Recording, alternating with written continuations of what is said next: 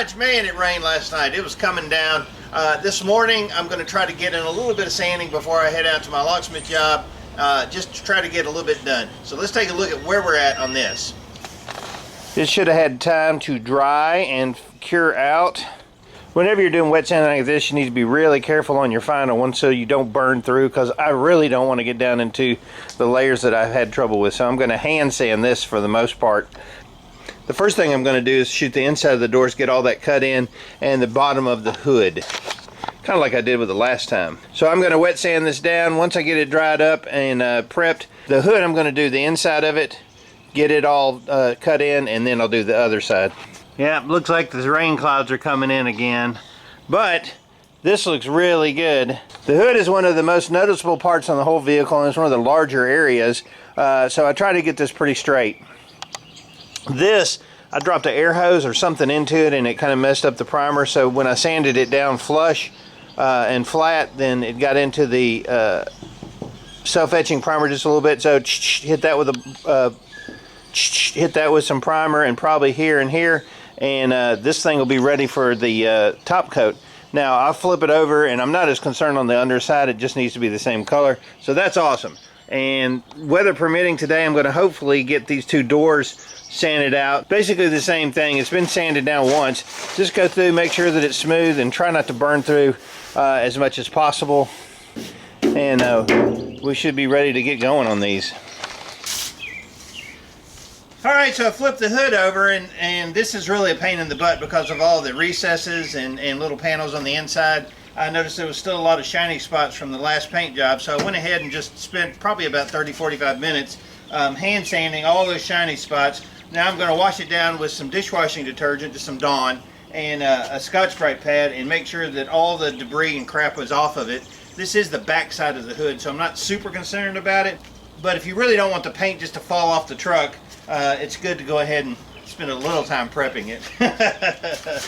So that's what I'm going to do now.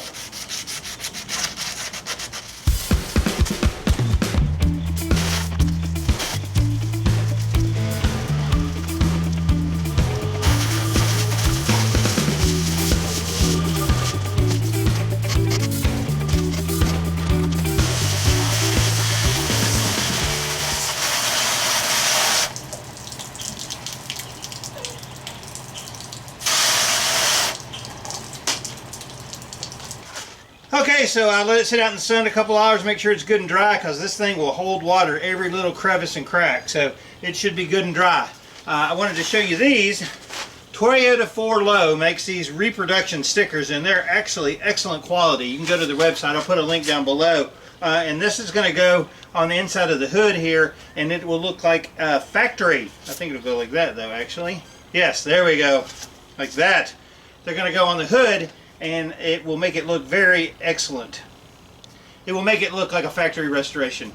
It'll make it look like it'll make it look like somebody cared about something. It'll make it look like, I'm trying to come up to the words. It'll really add an extra, as far as restoring the truck, it'll really add a little bit of extra authenticity to the restoration of the truck itself. When you open the hood and you see these, and you're like, wow, this truck looks brand new, but not really. I bought these from Toyota 4 Low. Let's get painting. Oh yes, I have the paint. If you haven't used your spray gun for a year, it's been probably about a year, make sure you clean it out, because there's nothing worse than it spooging out a big old glob of red or green or orange paint in your clear coat when you're finishing up. Because that'll make you really mad. So I've about cleaned it up, put it back together, and I'm ready to shoot some color. Even though it's white, so it's not really color, it's the absence of color.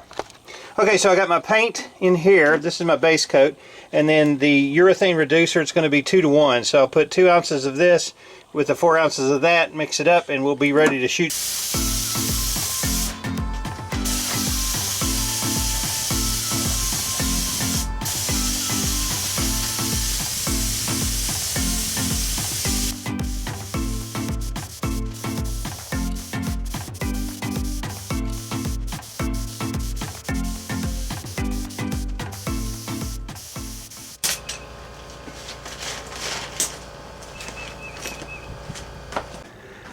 Oh, that looks so pretty, even though it looks a little blue. Because the tint, man. I'm still getting a couple bugs out here, man. This is crazy. That's the worst part of any bugs or trash. It's going to show up in your paint because it's white. Got all the color put on it, and I'm going to go ahead and get the clear.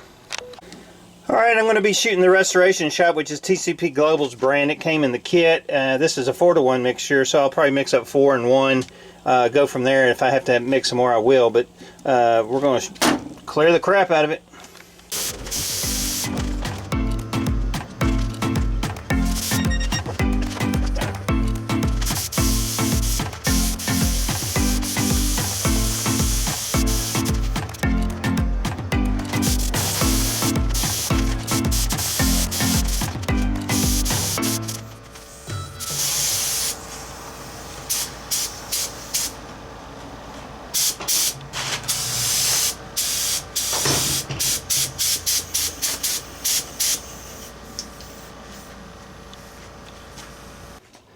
Alright, I'm super happy with this. This is, we'll know a little bit more when we get it out in the sunlight. I got a little bit of trash in it, but it's the underside of a hood, so who really cares?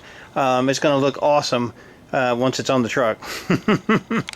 Alright, so I got the bottom of the hood done. That's one part that's in the new paint. I'm excited. We'll get it out in the sunlight and take a look at it. It's supposed to rain tomorrow. Got to get the doors prepped, and I'm still working on my inflatable spray booth as far as like the engineering on the PVC skeleton that I'm working on. But this is a good step forward of getting paint on parts of the truck.